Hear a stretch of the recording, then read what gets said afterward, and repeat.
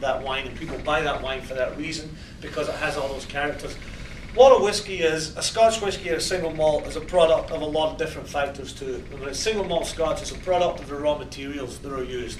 And it's barley, water, and yeast. As you guys know, that's the only 3 ingredients that are in there. But even that varies distillery to distillery. And more important is probably the water source. So the water source is unique to each distillery.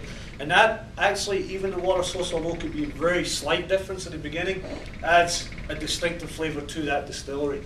The size and the shape of the apparatus, again, the process is the same at every distillery, but because the size and the shape of the apparatus, the pot stills in there differ, it produces a different spirit, a different chemical makeup, different esters and different hydrocarbons that are in the actual white claric spirit that comes off of the still.